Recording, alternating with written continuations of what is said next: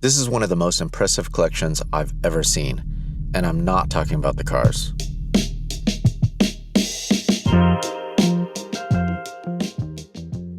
We had a chance to visit Girardo Co in the UK, and they gave us a tour of their compound as well as their incredible collection of cars.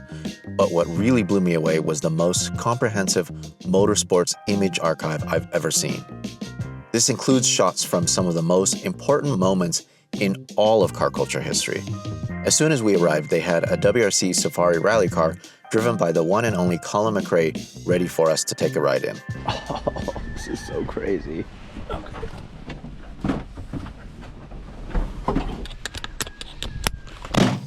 So, starting procedure on one of these. Yeah. Green button, this is your kill switch, so you switch it on. You see everything comes back into life. On the dash, you can see the data logger is loading up. Wow. And you can flick through pages. From 1998. From 98. I mean, this was the pinnacle. Oh, it's insane, right? Of what was possible back in 1998. I couldn't imagine seeing that. God. Exactly. So with the pumps out, what we'll do is we'll just we'll crank it over just to get some oil pressure.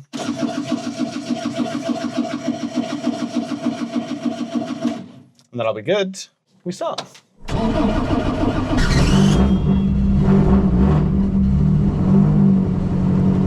What's amazing to me is it seems like it's mostly left the way it was, right? Yeah, there's a lot that's not been messed with, which is really nice. They always keep the dash nice and reminiscent of the real car. Obviously, you can hear the desks moving about. I love the trim on the doors. It's so cool, right? Did you spot the horn button on the? Yeah, I saw that. What is reset? Is that for our stage? Okay, got it. So then, is this one for sale, or is this part of the collection? This is one for sale. We don't really have a collection here. So everything's for sale.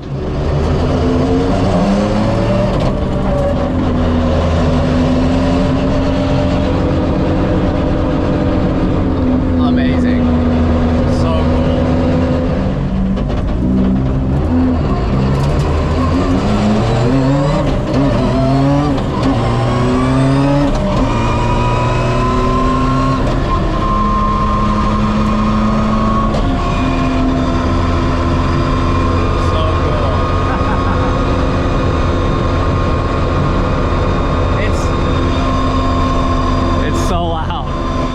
But it's only gearbox.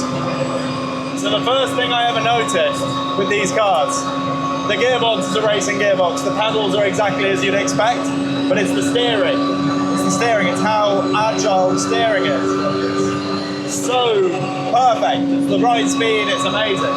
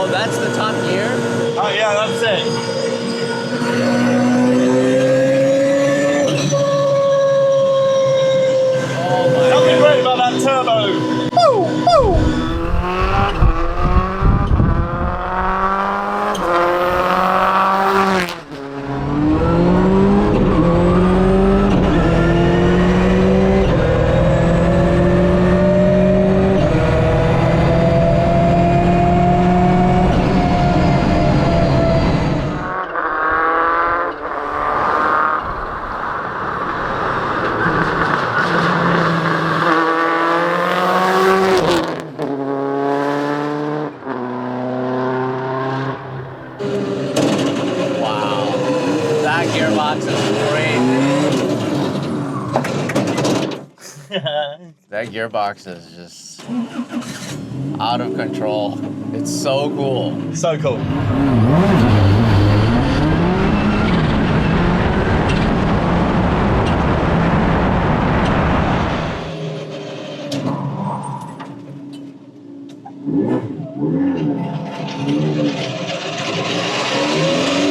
Better than a 3-point turn.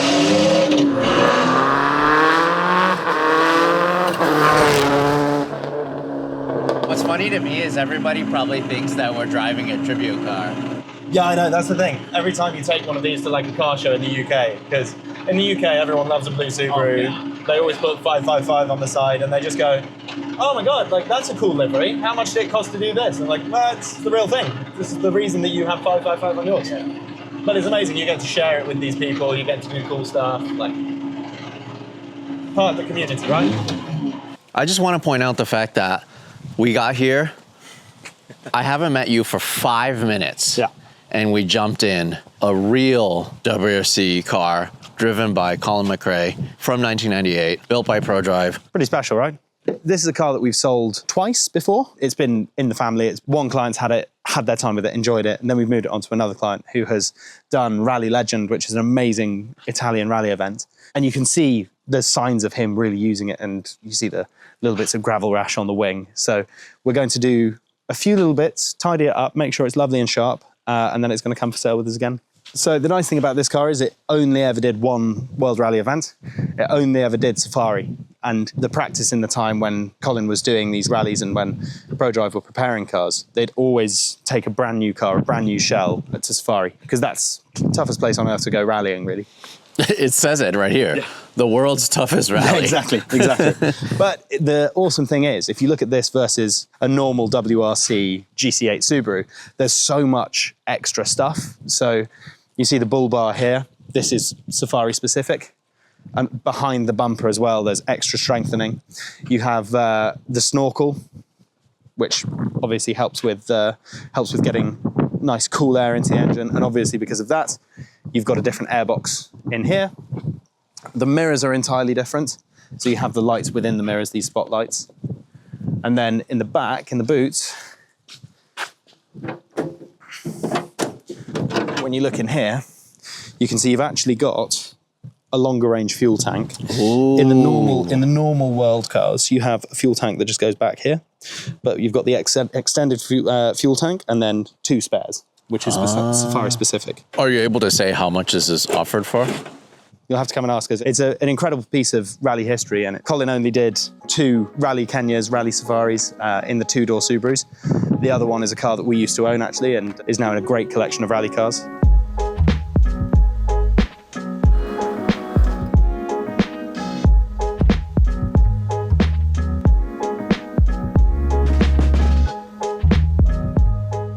So this is what we call our playroom. This is our newest showroom. We've just finished this in the last year. So this used to be the previous owner's office, and this is where we first started the office. There was no divide in between here, so we've knocked through and we've made it a bit more of a bespoke showroom space, which I hope you agree looks fairly good.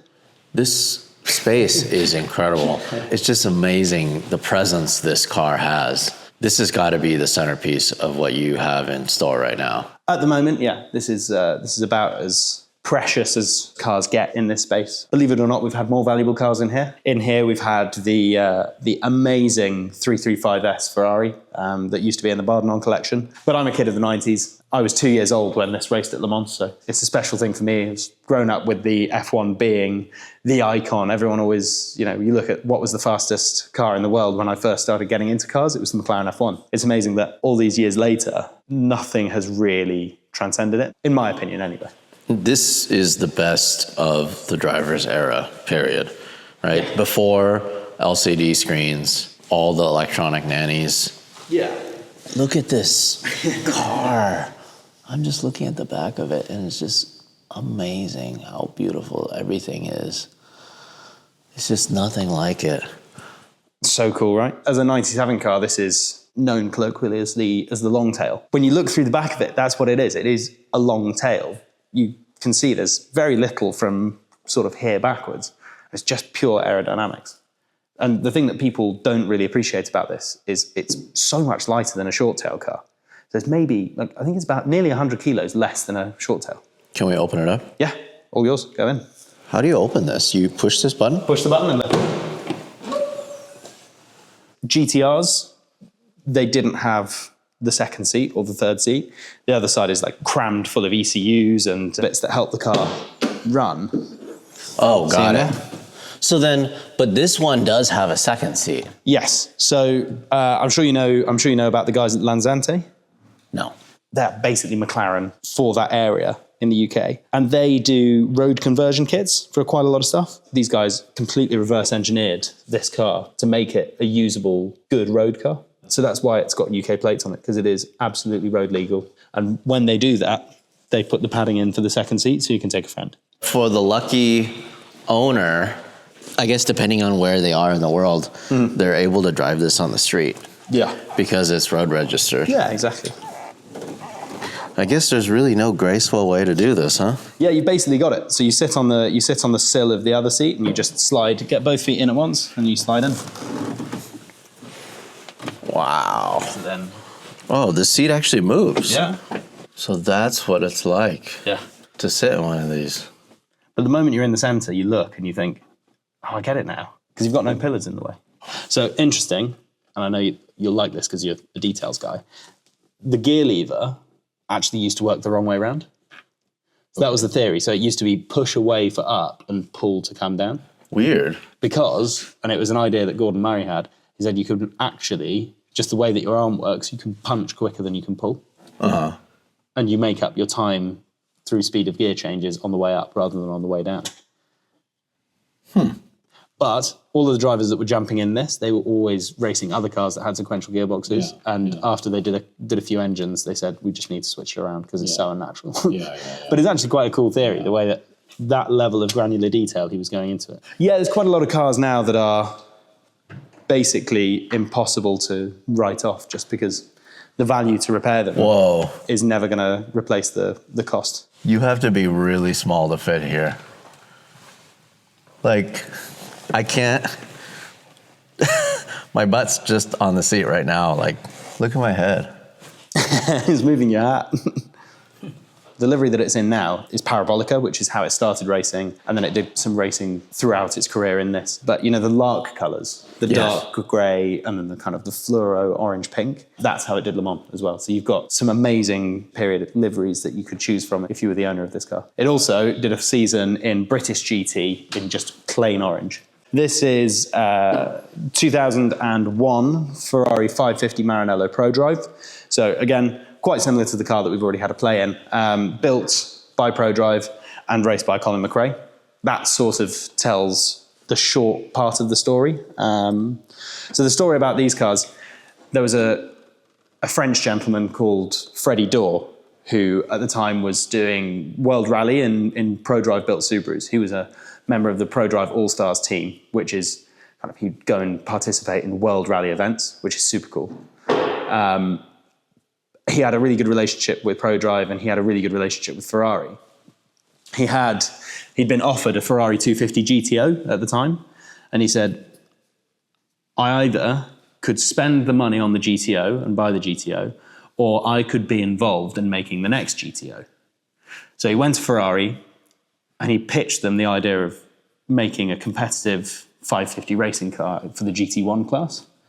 And they made a prototype, they called it the Millenio, and then from there, they decided not to follow up on the project. So Freddie took his own 550 road car to Prodrive and said, guys, this is where we're starting, we're gonna make a car out of this. We're gonna make a GT1 car out of this road car. And he did that with 10 550s. One of the many cool things about this is the fact that it's still got its road car books, it's still got a 17-digit VIN. This is the Ferrari that has participated in the Le Mans 24 Hours with a V12 engine the most times. This car's done 5 Le Mans 24 Hours. So you've got some cool liveries to pick from. And its Day of Days was in 2004 when it was at Le Mans. And that's when Colin was racing this car and he got 3rd in class. It's the only racing car that Colin ever drove in a race. So, Really? yeah. He never did any other wheel-to-wheel racing? No other wheel-to-wheel racing. He did a couple of exhibition runs in Formula 1 cars, drove a few other racing cars, but this is the only one he ever properly competed in. That's amazing. It translated over, obviously. Yeah, exactly. I mean, when you've got that much natural talent, it makes a big difference. Yeah. So if you just grab it from the vents. Yeah, got it. Yeah. Get out of here. So believe it or not, the engine's actually in that. It's not just sitting on the floor. Oh my goodness. You ever seen an engine mounted that low? You know, maybe I'm just crazy, but there's something about Prodrive built cars It's their use of carbon and how natural it is. And the detail as well. Yeah, the The detail, how far they go to get the car. the cleanliness. The cleanliness That's insane, right? is unbelievable. And if you look at the cam covers, you see this side. Well, it does it on that side as well. Can you see the way the back of the cam cover there? That's actually been cut out, just so it can just so you can get the engine further back into the chassis. All of this on all of their race cars, their 90s race cars, even their street car, the P25. Yeah. Everything that they touch is so clean, and they're just so proud of what they do. It's really inspiring. Even when you look inside at the carbon work inside, you look at the dashboard. Yeah. They mirrored a 550. Right. Like, even though it's blanks, you can see where the air vents were. So it still feels like a 550. Their comment to me was, if they're representing a manufacturer, or if they're representing a car, they want to do justice to the original car. And For sure. especially if it's a brand like Ferrari, you want it to look and feel premium. Like, look at too this. right. It's so nice, every bit. Like, they Details. didn't need to do this. No. So special, isn't it? So special. So special. Here we have a Ferrari 340 Mexico, Berlinetta by Vignale. This is 1953, and it is just such a cool thing. One of those that when you see it in the metal, it really, really kind of grows on you and becomes a favorite. I love how long the bonnet is, how far back the driver sits.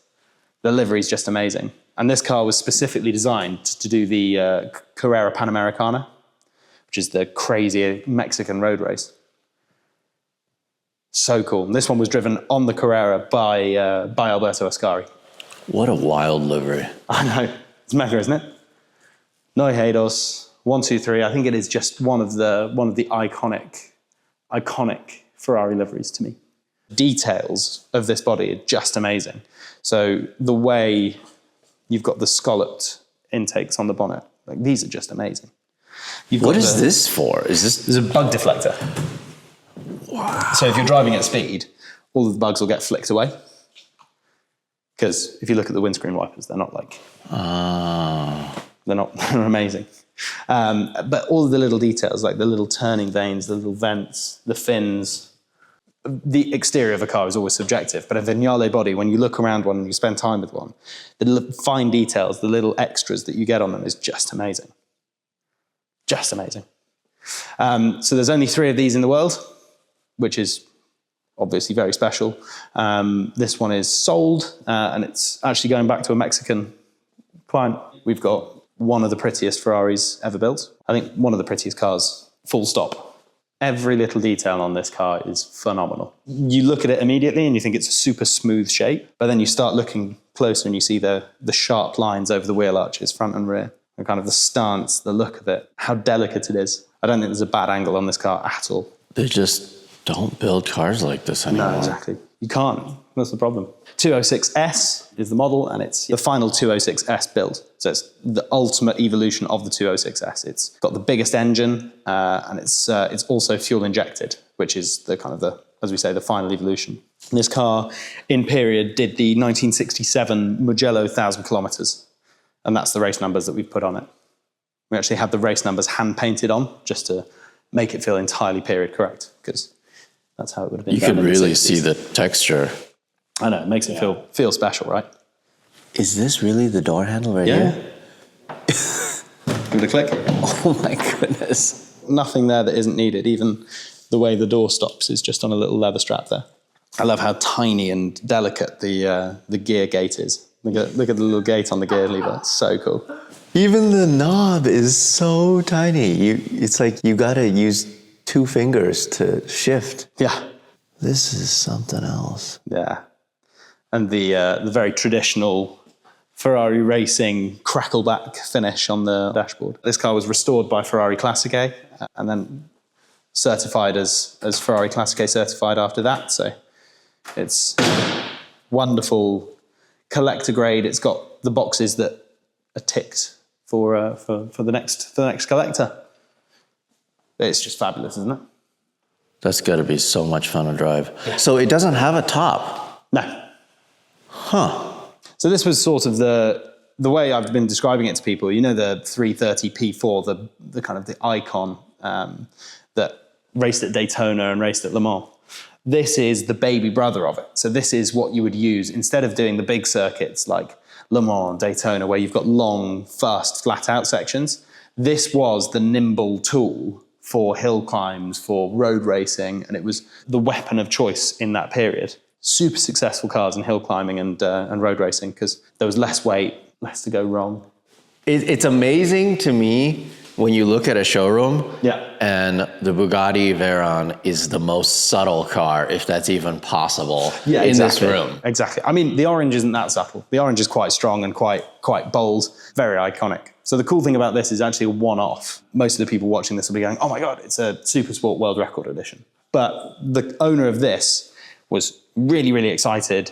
He called Bugatti and he said, I want a Supersport and I want a World Record Edition. There were only 5 WREs and they were all sold at that point. So they made him a one-off to sort of match that and give it the look and the feel. But because they wanted to respect the 5 owners of the World Record Editions, they said we have to change things. So the one that set the world record was actually gloss carbon, whereas this is sort of a satin matte. And then the orange is a slightly different shade. So it's a world record edition, one of one. There's a really nice story to this car. So this is a Formula 2 Ferrari. And in 1976, in Formula 2, it was raced by Jackie Ickx. And then it went to the Tasman series and it was raced by Derek Bell. So 2 pretty cool racing drivers. Went through a number of collections and then there was a lovely couple who bought the car and they owned it for like 30 years. They were called Dudley and Sally, and Dudley is a big part of the Festival of Speed. He was one of the first people to drive up the hill on the very first Festival of Speed. He went there when it was just Lord March's garden party. And because of that, he's got a special place in Goodwood history. So.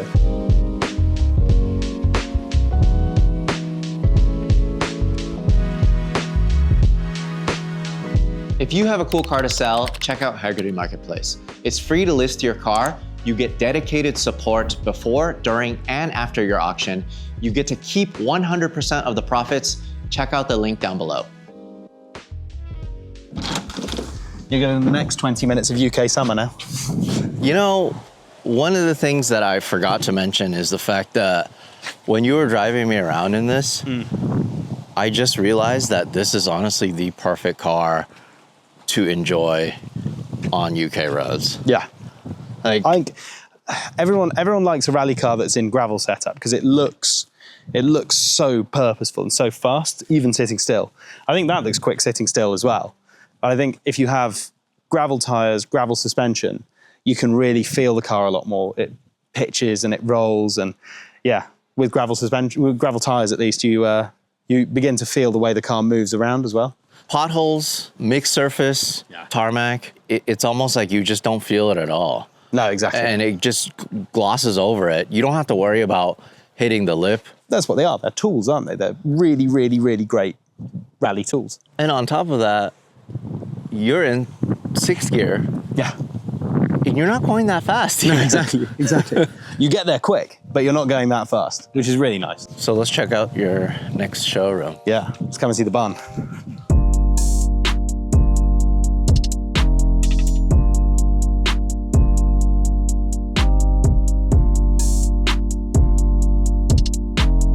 Ferrari 333 SP, which is one of the icons of 90s GT racing. This is one of the best history 333s. So it's a double Sebring 12-hour winner outright, which is super special. Daytona 24 hours, it came second as well, or third. It was on the podium.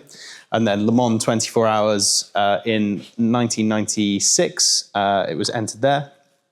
It was also the Ferrari show car at the Geneva Motor Show in 1994. So yeah, amazing, amazing history on this car. Group C is quite a big thing at the moment. Everybody seems to be in love with the Group C car. So this is a Lancia LC2. So this is chassis 7, which is the very last one to race, very last one to be built.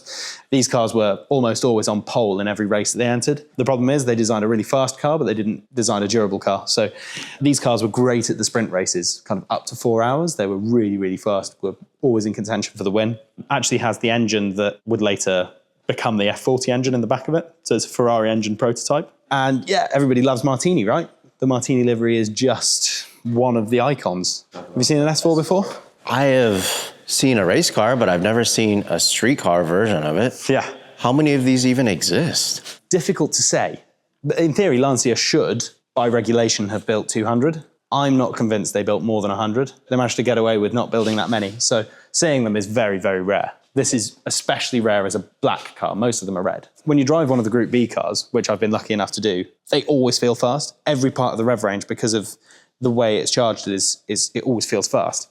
Whereas this, because it's a more road-biased engine, you really feel when it steps from one to the other. It's like, I don't know, it's really, really weird to describe. But It's got to sound crazy too. Oh yeah, they Going sound from amazing. the supercharger to the turbocharger, might as well have added nitrous. So I mean, then it's not that far off it. They are crazy sounding engines. They're very kind of high-pitched and shrill. But they're super easy to drive, and the interior on them, the quality inside is really, really nice. Whereas if you look at an RS200 or even an 037, the predecessor to this, the interiors were there just to say, okay, cool, we've put an interior in it. It's a... Just to say that it's a road car. Yeah, it's a road car. Whereas this, you look around it, it's actually been beautifully designed, it's been thought about. Look at that interior. Beautifully trimmed in suede.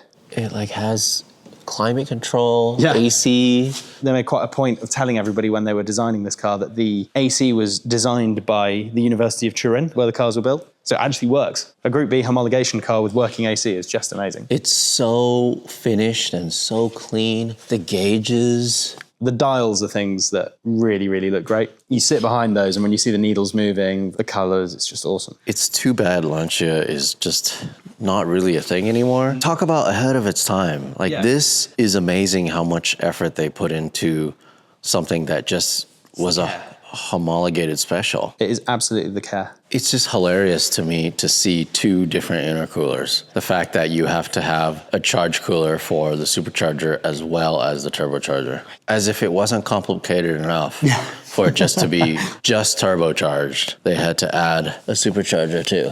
Oh, that's why these cars were so fast in period, because you had the response. If you had one of these next to a 205 T16, T16 as a Group B rally car feels quicker, but that's only because the power takes you by surprise. These are really linear, really drivable, just rapid. It's amazing what they were able to accomplish. And then you look at something like this where they're just like, let's just make this bend.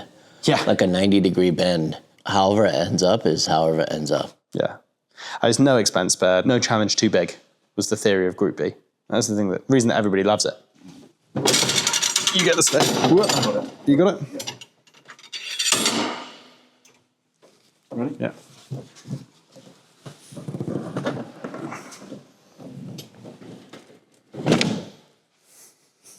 It's interesting because I feel like if you drove this around here in the UK, people who will know will obviously know. But yeah, but it's almost a sleeper, isn't it? Otherwise, people will just think it's an old hatchback from the 80s. The thing that I love when you drive one of these is the view out of the rear view mirrors. Because if you come and stand here, that view, you feel like you're in a Group B car. Everything else feels quite road car, but with the big arch and the rear intake, that is just so cool to see in the rear view mirror. Look at these skinny tires. Yeah, I know. What the heck were they thinking with this? They're more than enough for this car. As a road car, it's still sensible, it's still usable, it's not scary. The Group B cars are something different. The Group B cars are wild things to drive, but this is a really nice balance of quite cool amounts of power, but it's never gonna scare you off the road, let's say. Part of it is also that it's in this really subtle color. Yeah, so there's only very, very few. There's two all black cars. I think this is the only metallic dark grey car. Then behind it, we've got the 1987 Gerhard Berger Ferrari Formula One car. It's an F187. This is the only Ferrari Formula One car that won that year. And this car won twice. So it was the Japanese and the Australian Grand Prix winner with Gerhard Berger. It's the last Ferrari Formula One car that Enzo Ferrari saw win a World Championship race as well. He passed away the year after. And this is the very, very end of the crazy turbocharged engines. So this is a 1.5 litre V6. In qualifying trim, it was kicking out 950 horsepower. Look at those tiny mirrors. I know. Until a few years ago, this was the most powerful Ferrari Formula One car in history. And it was through a manual gearbox as well. Then behind it, we have a wonderful 356 Speedster, Pre-A, just wonderful color combination. What's crazy to me is the different cars that are parked next to each other. Like 356, Ferrari F1 car, Lancia S4. Yeah, that shows us as people, really. I think that's very us. Race cars, road cars, classic cars. We like a bit of Group B. We like a little bit of rally as well. Like, we only really ever take cars that we're interested in and cars that we believe in, because that way we can really represent them the best way possible. So we have our 60s and 70s collection here. So kind of curated it to give a feel of the kind of cars that were available in that period. We've got the most amazing UK Dino I think I've ever seen. So this is a 1973 Dino GT. The first owner had it all the way through until 1992, and every single journey the first owner did in it is documented, written down. He said how much fuel he put in, how little details, and then the second owner picked it up in 1992, drove it into his barn, and he's not touched it since. When you look inside, the details carry on. So it's original paint, original interior. You can even see here, you've got some of the factory plastic on there. It's a real OCD. But then if you zoom into the mileage, that's the killer thing about this car. It's just amazing. 5,000? 5,800 miles. 5,800 miles. It's so clean. The condition, the paint, it's got all of its original books, all of its original tools, all original keys even. The details on it are just perfect. And I think as an item of history, it is just incredible. That's seriously obsessive. Like, that's wild, isn't it? Just writing down how... Genuinely, you can see it every single journey. And he put down how much fuel he would put in, any impressions, where he went, the date, the time. There's a little book and it's all handwritten, like page after page after page of these little journeys and these little memories. And then next to it, we've got a Miura P400S. Always a pleasure to see one of these in the flesh, I find. This is in its original factory color combination. It's just been retrimmed, so it is completely clean and really, really lovely on the interior. Yeah, the interior, wow. Yeah. So all of this just got refinished? Just refinished in the last year. Super special, right? Wonderfully cared for as well. It's had some really cool owners. People have been out there, they've used it, and it's, yeah. Again, one of those cases where they are nice cars to use, nice cars to get out in.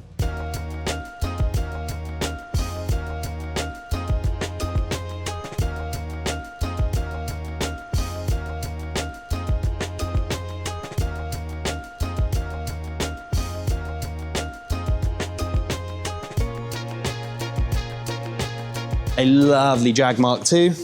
In front of that, we have a Minardi Formula One car. This is 1985, and this is the car that Max drove around Monaco for the Formula One historic kind of Masters Grand Prix at the Monaco Historic. And he said it was the most amazing weekend.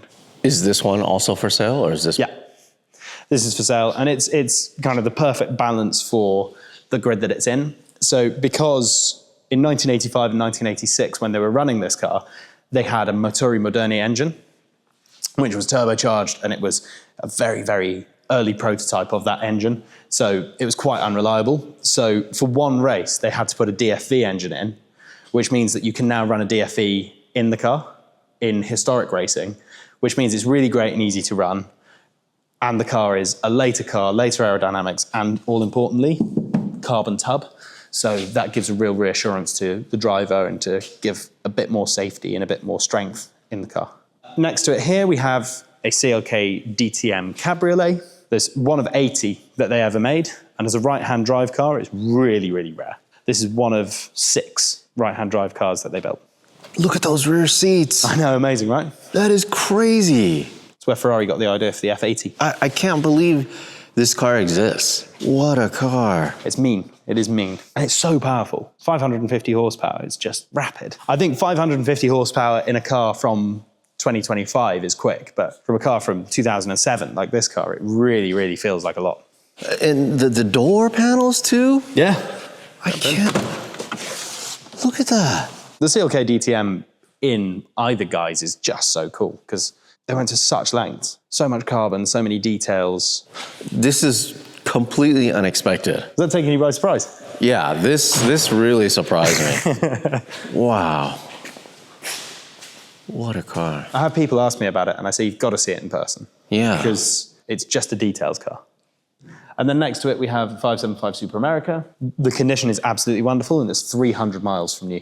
It's basically a brand new car. Basically a brand new car. And when you look around it, the quality of the interior, the quality of the paint, everything down to even the carbon on glass roof is just so good. Next to it, obviously you have to have these two cars next to each other. So you see they are brothers. And this is a 550 Barchetta, open top, V12, limited edition Ferrari.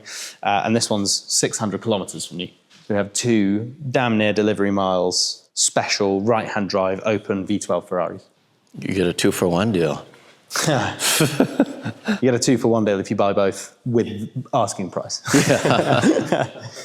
Then we have our Lola T70.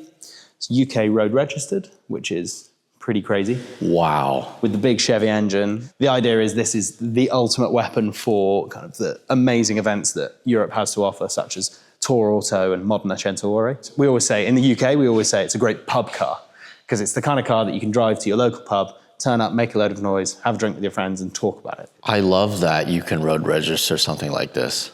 It's just amazing, right? There's always struggles. There's always different things to contend with. But with that respect, the UK is very, very forgiving, understands the process. And I guess in the US it's more difficult, but the US has some other benefits that the UK doesn't have. So then another really lovely, eligible racing car.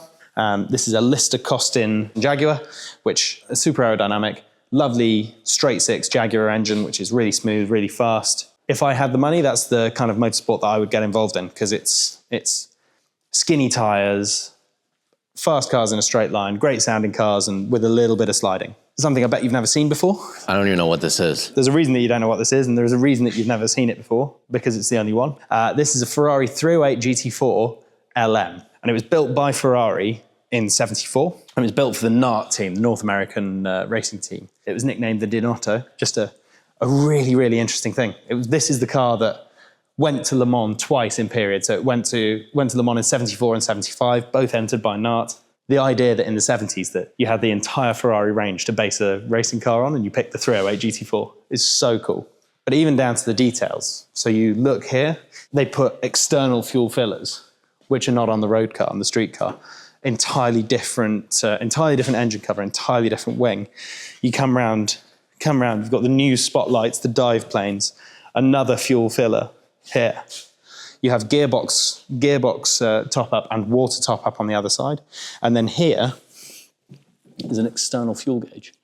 So the team could see how much fuel was in the car when it went past. That is so ridiculous. That's so ridiculous. I love the fact that it is a one-off and it's so different and so interesting. You look at the people that do their own Ferrari one-offs now and it's so many millions, whereas this is not cheap by any means, but it is a very, very special piece of Ferrari history. And if you have it, you're the only one. So super, super cool. This is a 1991 Delta Integrale Group A car, Lancia. It started life as a 16 valve and then was factory upgraded to what is known in the rally circles as Deltona, which is the final evolution of Delta Integrale, to race to second at Monte Carlo in Martini livery by Mickey Biasion. So in terms of history, it's really, really great with its earlier livery. And then in 1993, in this livery that you see here, it was rallied at the Race of Champions by Carlos Sainz Sr. And as it finished the race, the condition it was when it finished that Race of Champions event is the condition that it is still in now. It's not been painted, it's not been touched. Even Carlos hit a straw bale on the way to the finish, so you've still got the damage from the straw bale here. So it's been cleaned, and then some of the suspension bushes were perishing, so little bits like that to make it still usable, still runnable, but you can see... Yeah, all this damage from the hay bale. Yeah. Wow. And that's super cool, right? Yeah, that's great. That's so authentic. And even on the inside, it's still perfect. It's still race and rally. Incredible. You know, when we were in the Subaru, you said, how cool are the door cards? Yeah, look at that's even better. Even better. Even earlier. Even more 90s. That's amazing. Wait, that's the number plate? Yeah, so in Italian rally cars, you have the number plate on the back, and you always have a number plate in the door.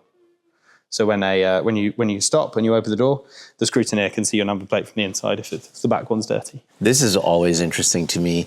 That's your fuse mat. There's just so much on there. I know, so cool. So some of these rally cars, you can see they have the glass mark on here. That one isn't actually glass. That's plexi. So for the ones that they didn't need, they'd have to check that by regulation you had to have glass in here. But they put plexi in because plexi's lighter. Right. And then they put a glass mark on the plexi. So people would be able to look at it and go, yeah, that's glass, it's got Securite written on it. Plexi. This is probably the oldest car that you have here. This is absolutely the oldest car we have here. It is a Lancia Lambda, and I think it might be the finest condition Lancia Lambda in the world. It's a beautifully, beautifully restored.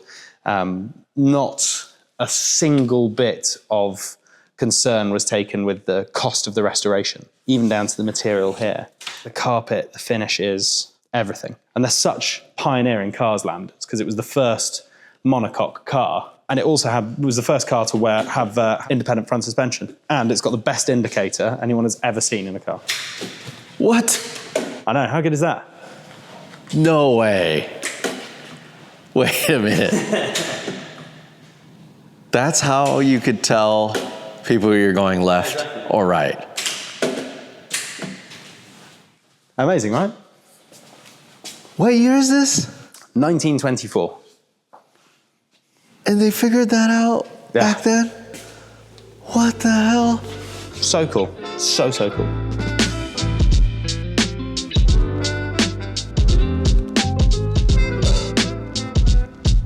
Welcome to our archive. This is the Girardo Co archive, and we bought this a few years ago. It's been a bit of a labour of love, and it's a really nice sort of string to the bow. This is a collection of photos that we purchased from a photo agency called Photo 4. It's Italian, so Photo Quattro. What the? Seriously? Yeah. Wait, so like NASCAR Daytona 500 from 2001. Yeah. Do you want to have a look? Like this is. What? But we do that. No way. How cool is that? This is There it is. amazing. Burn hot. There's, yeah. How good? Do how it good for is that? Dale, huh? Yeah. Wow. A European who's been able to identify a NASCAR driver. That's quite good, isn't it? This is crazy. How cool. So cool. What? I actually have the chills right now. It's amazing, isn't it? This is obviously super important, but why is it that you and your team thought it would be important to have here? We had been chasing the idea of this for a little while, and Photo 4 ran it as a completely different business to the way that we would run it, okay? So he was a guy called Romano. He had 10 photographers working for him at all times, going around all of the major categories of motorsport. And his business model was to shoot the content on the Sunday and then sell it to the magazines, books, newspapers, websites on the Monday for publishing throughout the week. And the only reason he kept all of this stuff was to have like a physical backup, and to have if you need something, it's like if a hard drive goes down, you have a backup, right? So this was his backup. And then COVID hit, and then Formula One changed the way they were offering press credentials. So you were only allowed one photographer per agency at one corner per session. So if you were at qualifying and you were stood at turn 1, first 3 laps, you had all that you were ever going to get from there. So it was really not worth him continuing. He was of an age where he was ready to retire in 2020, and we were able to buy it. So then what does it go up to year-wise? Like the final years? The most recent stuff we've got is 2019. So we've got an amazing backup of 2019 images, but that's digital. That's digital. And then this is all the film, last of the film. So this is slides. So this is developed film on slides, photo positive. So the latest slides we have are 2003. So if it's got a manufacturer on it, this is rally. So Peugeot is rally cars, Mitsubishi, And this is Formula Gloria. Part of this Cool. it's because this is the switch over to digital. Yeah, so Photo 4 were quite an early adopter of digital. So they started doing 2001 on digital, which for us now is a little bit frustrating because they're such small images. So I don't know, Formula 1 images from 2001 that were on digital, they're less than a megabyte per image for the full raw file. So that is less usable now, but to have all of the slides is amazing. But if you've got your motorsport head on, and if you think of all of the amazing stories in motorsport, you can keep looking. Come back and have a look at how deep it goes. This is going to blow your mind when you keep coming back. This is too much for me. Like it's, I don't think you guys understand like how much this means to me because this is what I'm doing in this generation. Yeah. You know, anytime somebody comes over to my place, I show them my archive of photos going back to 2004 till now. This is just one generation before that. Exactly. Essentially. Does it worry you? Wow. Does it worry you because now you know how much space you need? Well, no, I mean, all my stuff is digital, right? Yeah, it's hard drives. So I have a little bit of film, but it's nothing like this. Yeah. But so there's more to see, and there's some bits that are going to blow your mind. So it kind of goes backwards. So that's the newer stuff in terms of film, and then it comes backwards. So if you think of amazing moments in motorsport history. So 1998 here, just for an idea, 1998 Subaru. In here will be the Safari Rally, and in that selection of images will be the Safari car that we just went out in. And that's images of Colin. Images of Colin in that car at that rally. If you're like me and a hopeless Formula One nerd, you look and you go, okay, Formula One 97 Jerez. That's where Schumacher and Villeneuve had their coming together at the chicane, at the championship divider. That's really really significant moments in Formula One. If the photographers had a good plan of attack, there's a good chance that the team was able to get something during that race, exactly. that exact moment Exactly. you're talking about. There's digital images. We've digitized quite a lot of this. Most of it's come pre-digitized, if I'm honest. Oh my God! Like 24 hours a day, 1997. Like this is so cool. Mm-hmm. But then there's also things that are historic in a different way. So we've got 1994 Imola, like here, Formula One Imola. 2 folders of F1 Imola on that weekend. Like that is such, in so many different ways. Like again, and you say you get chills. When I think about that, I kind of think of what happened and what is in there. That is crazy. Yeah, amazing. Can we take a look? Yeah. I mean, I'm assuming a lot of the stuff, for example, like the accident things or whatever, you can't actually show any of that. Or if you were on site, I don't know what it would have been like, you know? Yeah. So it's, So this is everything, though. This is the outtakes and all of it. Or is this all usable stuff? This is everything. So you look through here and you go, when it says V, V is scanned. So V means we've got it digital. So you can see there is Senna. Right. At Imola in 94. That's during practice or something. Yeah. But on you track. see here, but this is the safety car here. And that's Senna behind the safety car. Right. And his accident was 2 laps after the safety car went in. Oh my God. Yeah. That is so crazy. And you look through it, some of the stuff in here is just unreal. That is amazing. The history in here is just incredible. There you go. And even the portrait from the press that weekend. Wow. Yeah. That is so The race start. unbelievable.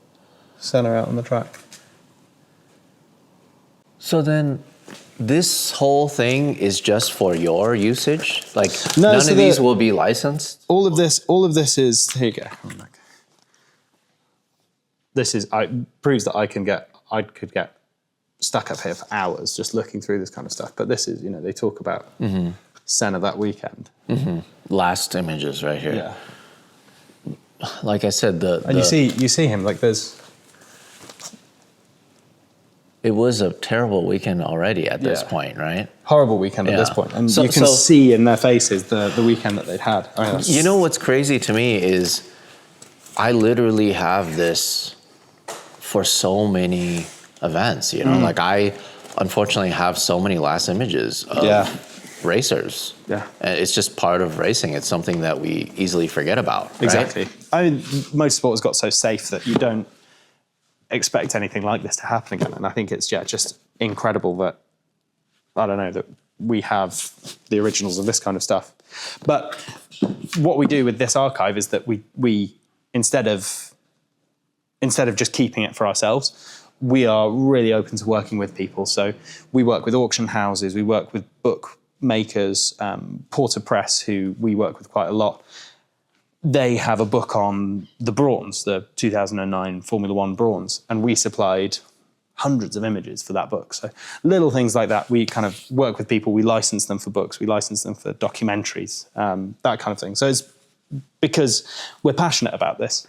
This is never going to keep the lights on in here. It's never going to keep us in business. That's what selling cars is for us. But this is just because we're so passionate about this and we love everything to do with the subject. So that's the reason. But You guys even have one of my covers here. Ken Block on top of the Hollywood sign. yeah. You know? So we have this book because we supplied a load of images for some of our cars to this. So that's in there. There are some cars that we've sold. So, and Gestalten got in touch with us and said, can we have some of these images? And he said, yeah, sure, there's no charge. Can we just have one of the books? Which is really nice. It's lovely to see. It's amazing, right? So then- but you've got to keep looking, keep going. So how early does it go to? So this is the more of the cool thing. So keep going, 1990. And then back here, 87. And then the very, very early stuff. We've got 1980, 79. So that's about as early as we get on developed slides. Again, so we bought it from an Italian company.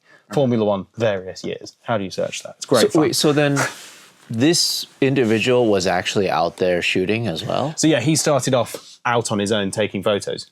But then as the company built, as he found success, he then had, you look through these on a computer and you can see the name of each photographer that was at the event. You're a photographer, you were doing digital. Do you want to see something scary? Sure. In this folder. Oh, geez. CDs. These things are so frail. Yeah. They're so fragile. But if you think that's what these black folders are, and then keep coming, there's more. That's a lot of And CDs. then there's more here. The thing that terrifies me is in here. You So, know this archive so well. black and white, Smeralda, Costa Smeralda Rally in 1985. But that, if you look at how many of these little slips are in how many of these wooden boxes, Oh my goodness. these are negative black and white images.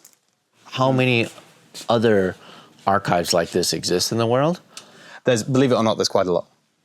So the biggest one in the UK was Motorsport Images, which was its own archive, brilliant resource. And they had tens and tens of millions of images. I think we've got somewhere between 5 and 7 million images up here.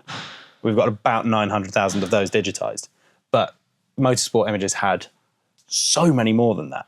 And they've just been bought by Getty. So that is going to be such a huge archive. While they may have pictures from the same event, that doesn't mean They've got that the same pictures. they have the same pictures Exactly. or the same quality. I'm looking Yeah. at this stuff just from the couple slides that you showed me already.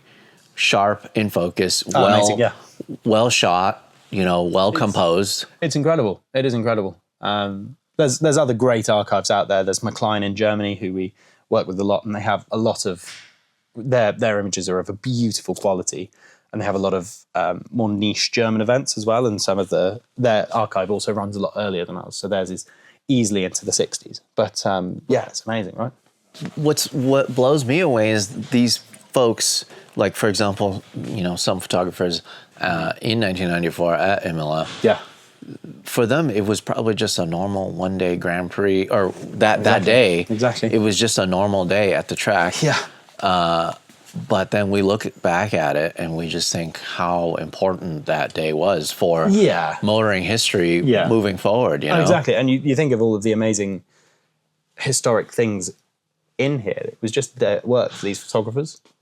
But yeah, how special it is to have them all and to be able to use them. And it's really, really handy for us. Like when the Subaru turned up, as an example, or the LC2, or the 333, or the McLaren F1, first thing we did was come up here and we have images for it. And we don't have to buy them, they're our own copyright. We own the image, so we're able to just use whatever we want.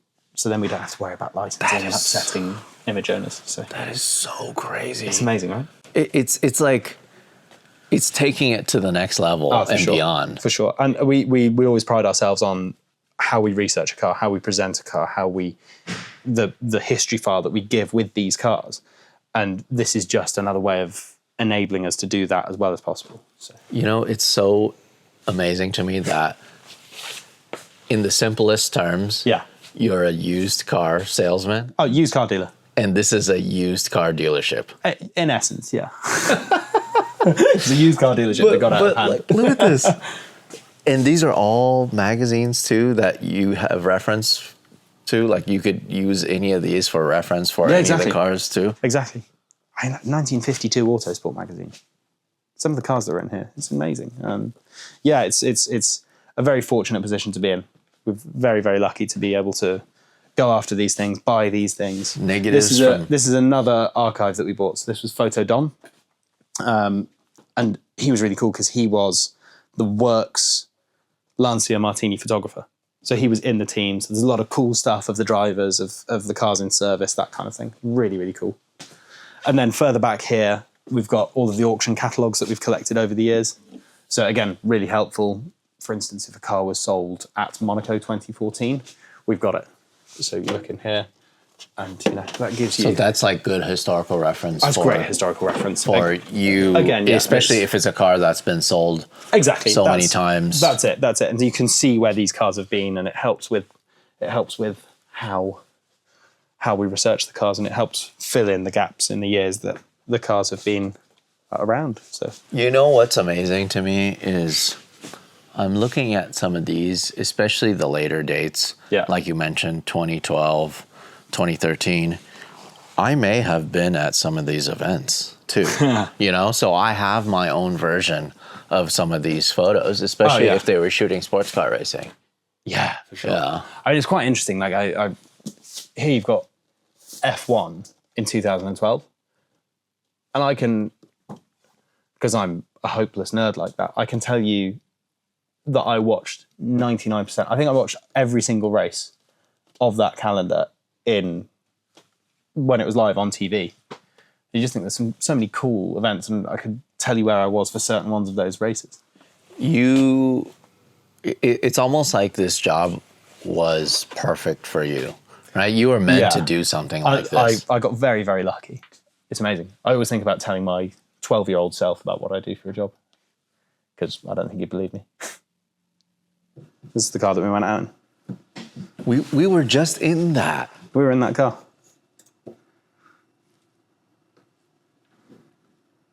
That is crazy. That's the car that's outside right now. That's the car that's outside. That's the car that we went down the road in.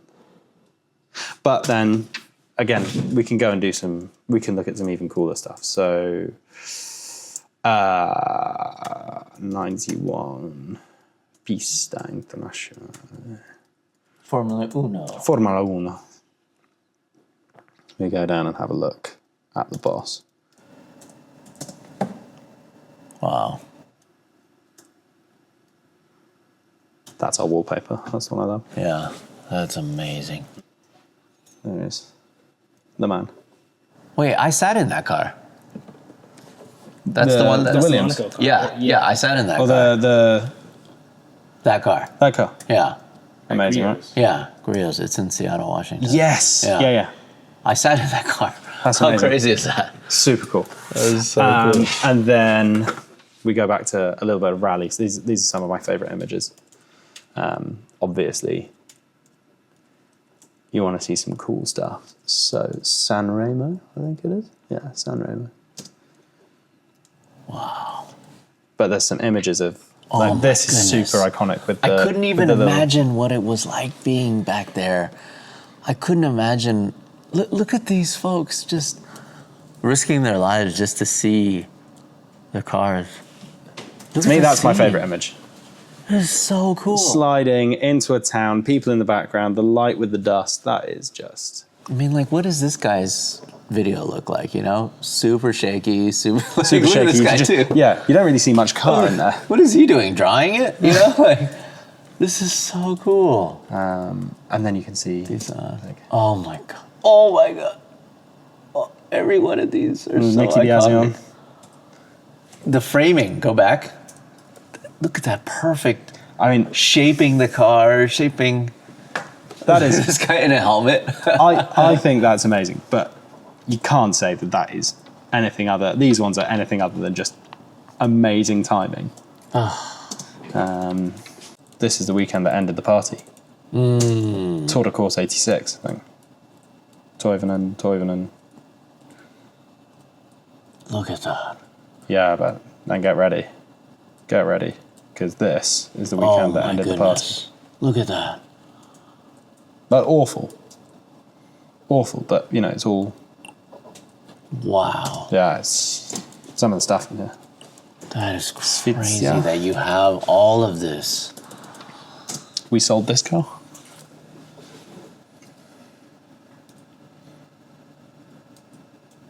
Wow. This car lives in Seattle.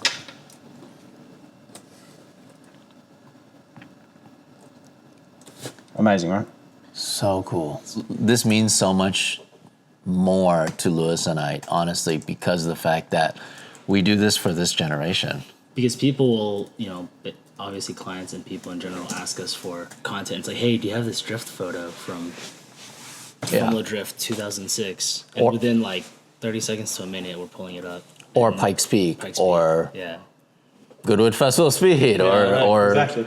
anything that we shoot, right? It could be sports car racing, could be Le Mans, could be whatever. I mean, we have an archive of everything that we've shot for this reason, right? Because we understand that what these folks are doing, Yeah. back then, they're documenting motorsport history and car culture history for that generation. We're doing it for our generation. Yeah. You know, so it means so much to us. It's our life. It's what we do. It's what we do every day. It's what we did today. And the more you build, the more value you build into it, right? If you have it as a collection, it's just amazing. And it's all yours, it's all your copyright. So that's the value. That's amazing. So cool, right? So cool. Thank you so much for showing us this. No, of course. I love what I do with selling cars, but this was between me and another colleague, this was our baby, and this was a fun thing that we wanted to do and build in. So yeah. This awesome. really just this gives it so much more meaning. Yeah. Right? It's cool in that it is related. Yeah. But like this is important work. This is amazing, really right? cool. So cool, right?